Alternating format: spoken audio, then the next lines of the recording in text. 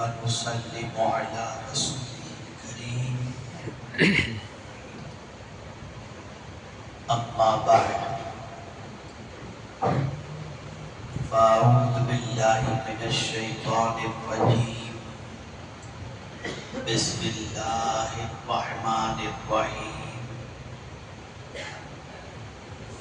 فليضحكوا قليلا وليبكوا كثيرا صدق الله العظيم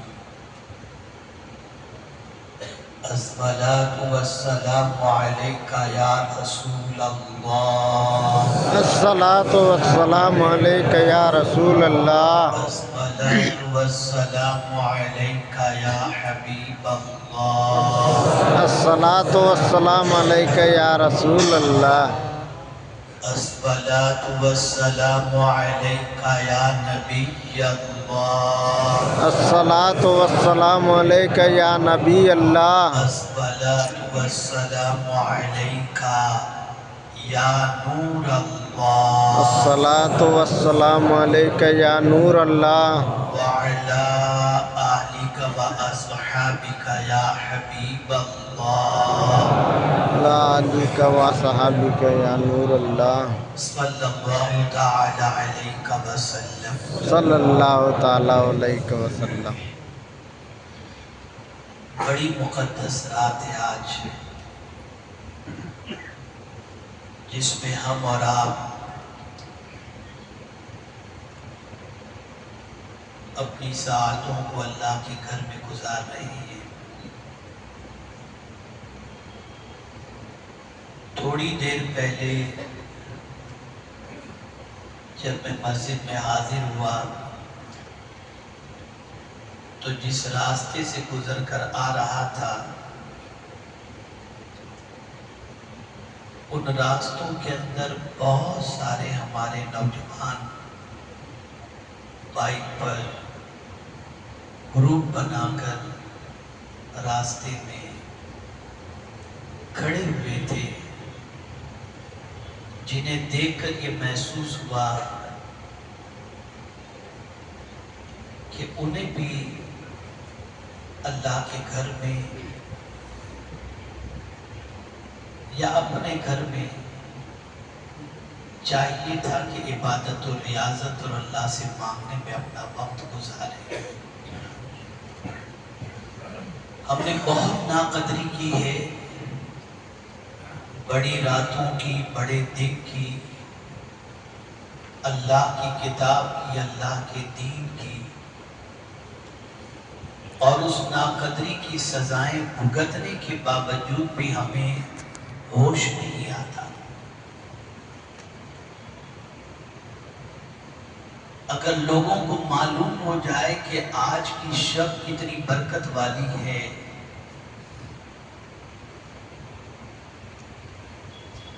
تو لوگ بستروں سے اٹھ کر اللہ کی عبادت اور ریاضت میں اور اس کے ذکر پاک کے اندر اور اللہ کی بارگاہ میں معافی مانگنے کے اندر اپنی رات کو گزارتے ہیں.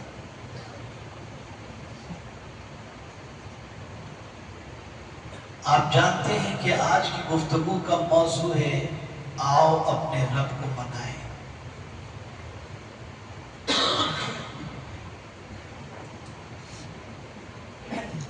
میرے پیارے آقا صلی اللہ علیہ وسلم کے پیارے دیوانوں، سب کو منانا بہت مشکل ہے لیکن رب کو منانا بہت آسان ہے.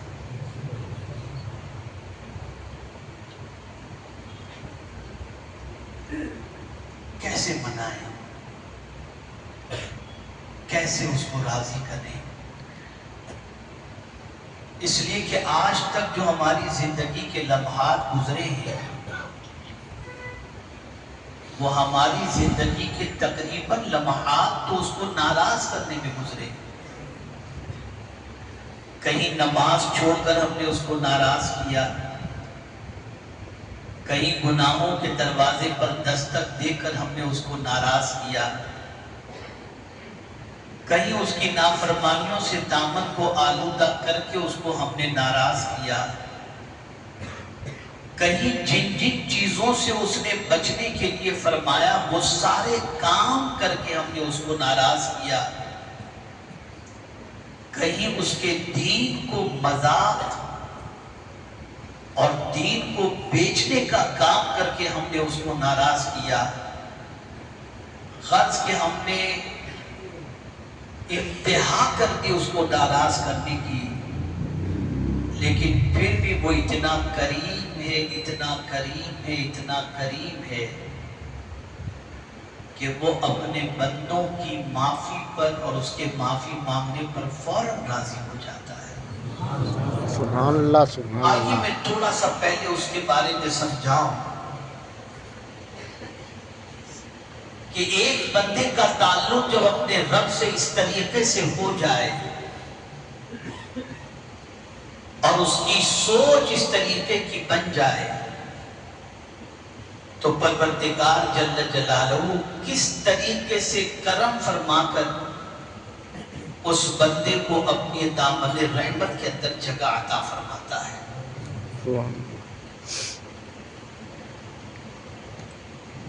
ایک انسان بھاگ رہا ہے اللہ سے،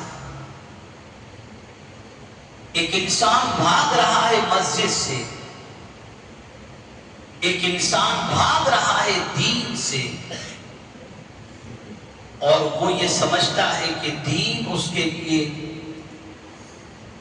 ایک پابندی کی زنجیر ہے، کہیں وہ دین کے اندر یا دین کی فرما برداری میں اپنی زندگی گزارنا شروع کر دے گا تو اس کی زندگی کی ساری لذتیں ختم ہو جائیں گی،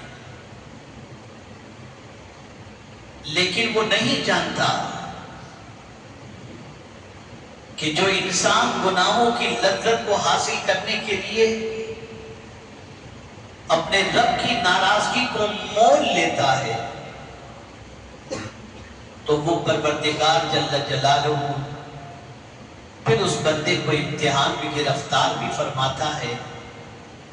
اور بھاگے ہوئے اپنے بندے کو اپنے قریب لانے کا ہر طریقہ